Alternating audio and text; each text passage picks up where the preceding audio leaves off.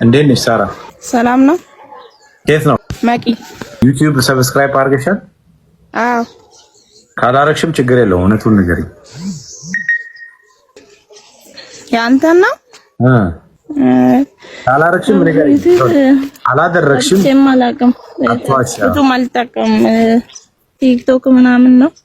ኦኬ እኮ እኔ ሰው ሲዋሸኝ እንደዚሁ አውቃለሁ። እሺ ስለዚህ አላደረግሽም ችግር የለውም። ግን ኮፒ ሊንክ አድርገሻል አይደል? ኮፒ ሊንክ ስታደርጊ ነበረ እንጂ ዩቲዩብ አላደረግሽም።